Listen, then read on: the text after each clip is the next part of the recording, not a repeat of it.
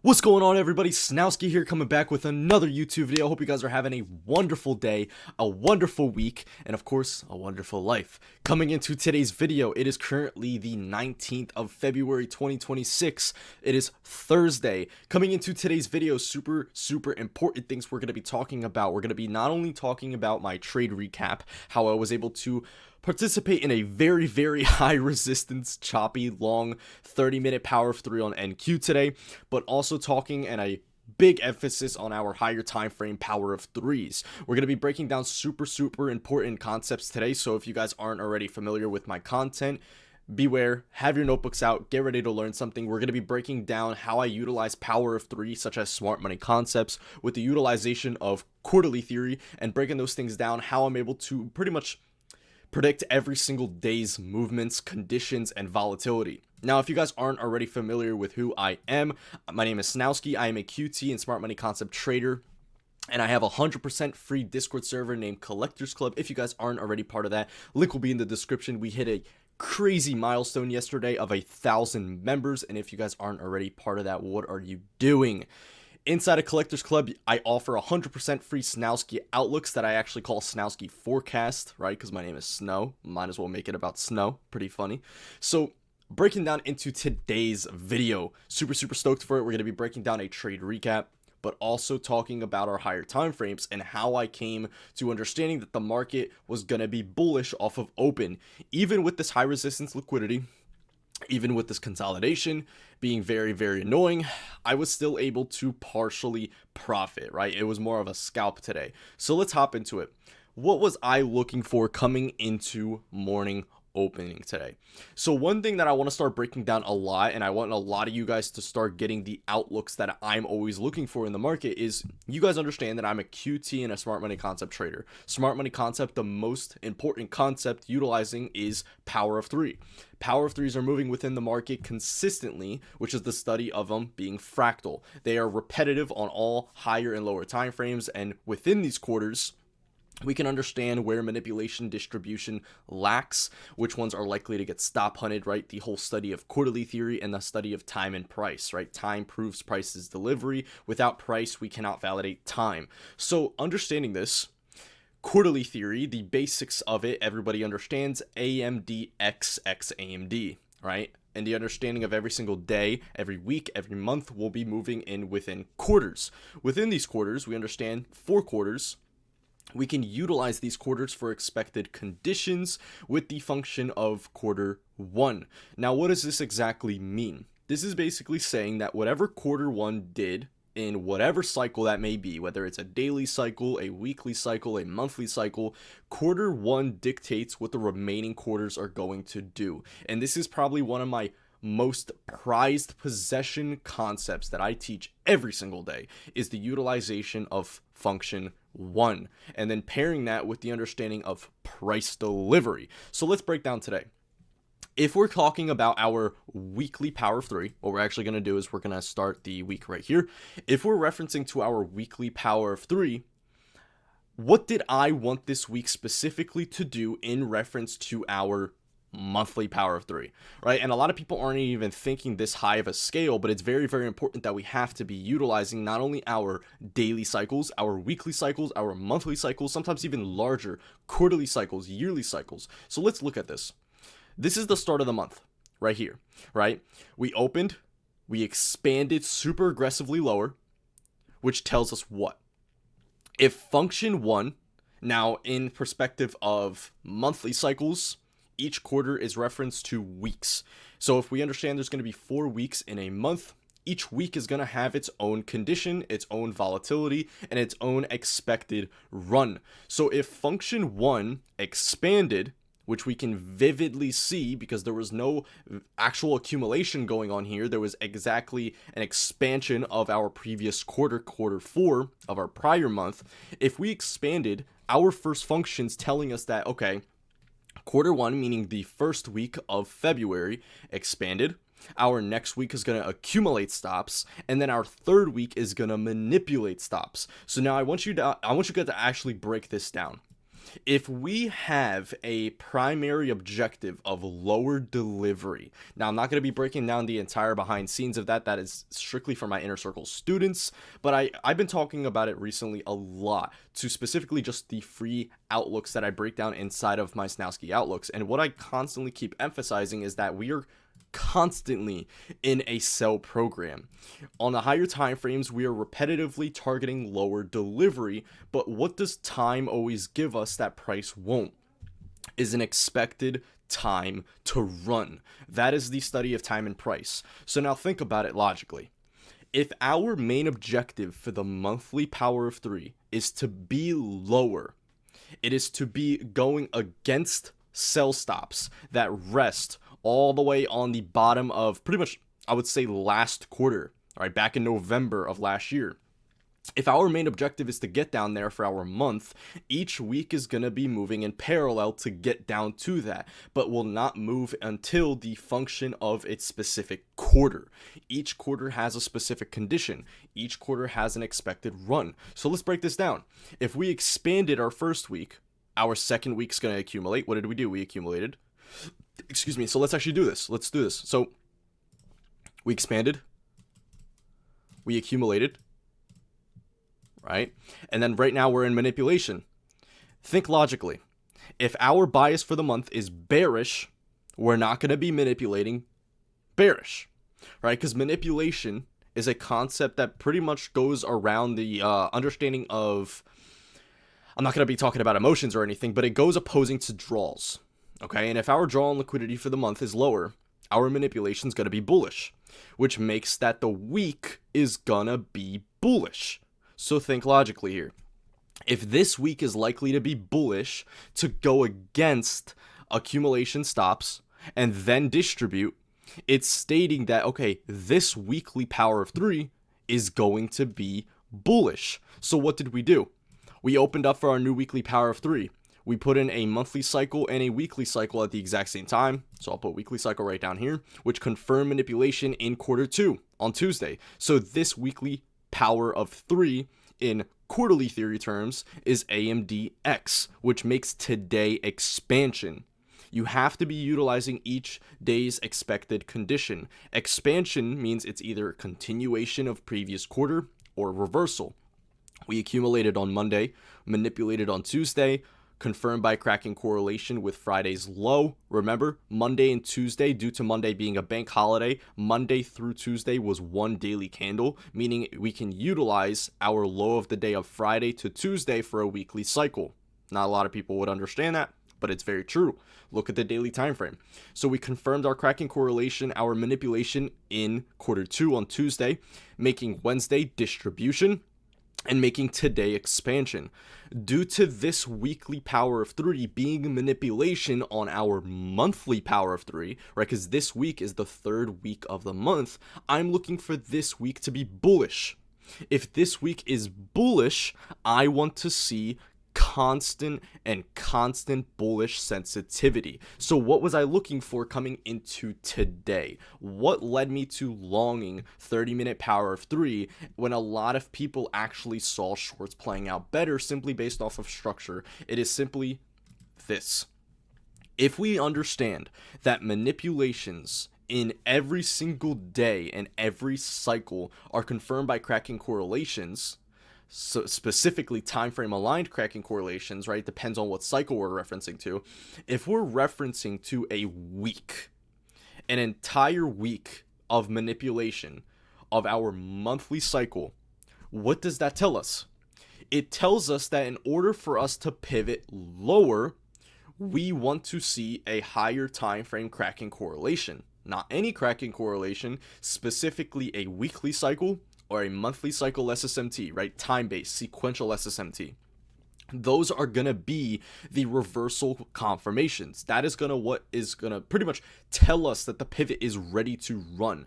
And what lacked at not only the high of the day, which would be our considered internal internal draw on liquidity, but our previous day high being our external, both lacked any weekly cycle or monthly cycle SSMT, which proves that expansion is very likely to be bullish. Now, obviously looking at it, we sank lower. I'm strictly talking based off of probabilities. Okay, I've been trading like this for a very long time. I know what I'm doing. If you guys haven't already been around and familiar with my content, you've seen, if you go through prior videos, I'm able to call moves very, very repetitively, days and days after another, right? It is simply sometimes that you understand that you're not going to get 100% win rate. You're not going to get 100% understanding of price. That is kind of like what you're signing up for when you're day trading, right? I'm going to be 100% transparent with you guys. The reason why I'm making this video today is to tell you that, okay, you're not going to be right 100% of the time, but it is very, very important to at least have logic. We are not hopeful traders. We are not gamblers. We trade off of logic. That is the whole pretty much understanding of precision behind QT, the time and price theory. So if today's likely to be expansion, I'm not looking for reversal. I'm looking for continuation of the distribution, which was our previous day. So if our previous day was bullish, I'm looking for expansions. Why? Because high of the day and previous day high both lacked a cracking correlation to tell me that we are likely to sell off. This is using basic logic. I use this every single day, guys. So if we understand that there's no cracking correlations on the high of the day and the high of yesterday, we're looking for cracking correlations, external cracking correlations, right? DC, weekly cycles at the low of the day, because that is going to prove that we are going to expand higher. So what did we have? At the very low of the day, NQ at the time of trading, right? We can see that's different now, but at the time of trading, we had a bullish weekly cycle with YM, right? We could see YM ran the stops of our previous day low coming into, it was 930. So 930 running the stops on YM proved that we had a bullish weekly cycle SSMT coming into morning open. So you look at both sides of the market. You look at the high of the day and you look at the low of the day. If we're expecting this month to be bearish, this week being manipulations likely to be bullish. We're constantly looking for bullish sensitivity. There's no cracking correlation at high of the day. There's no cracking correlation at the previous day high, which means low of the day is gonna be the reversal pivot. Seeing that we had a weekly cycle, rebalance of weekly range, EQ, retest, rebalance, weekly cycle in a discount. This is our discount, or pretty much bullish sensitivity confirmation. So now that we have external SSMT, we have clear internal and external draws on liquidity. Let's go to our lower time frame. This is where I entered. Coming into morning open, I initially tried to long off of what we had prior to opening, which was a bullish micro and a bullish 90-minute. That was our internal SSMTs off the weekly cycle. You can see I got stop hunted, which was entirely fine. All that I was waiting for is additional cracking correlations to prove that price is now going to run. So what did I wait for? Coming into morning open, we can actually see, if you guys are unfamiliar with quarterly theory concepts, there's a concept that I utilize almost every single day, such as sequential SSMTs, but there's a concept considered hidden sequential SMTs. Now, I'm not going to be talking about what it is. If you guys want to figure out what it is, you guys can simply look it up online.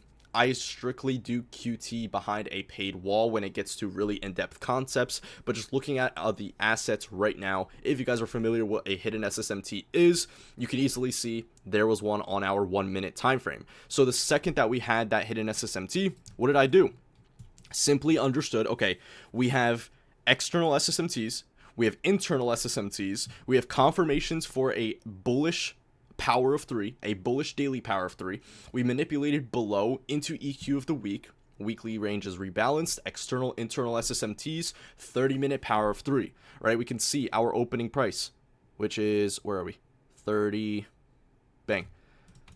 930 opening price. We opened, we judiced lower, confirmed by a cracking correlation. We had a hidden bullish SSMT on our 1 minute. The second that hidden bullish SSMT forms, the last bearish candle, the longest, not necessarily the longest, the last one that made that dip. The second we break above it, that's our change in state. Obviously, accepting the risk, I took a long way before that broke above, but that was simply for the understanding that, well, the internal SSMTs confirmed. We also had some lower time frame cracking correlations down here that I'm not going to bring so much emphasis on, and that was my confirmation for longs. Now, coming into my TPs, what was I really expecting price to do?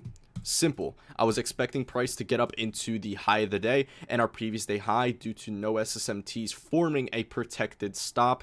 As you can see, Once longing it, I sat through 2 hours of chop.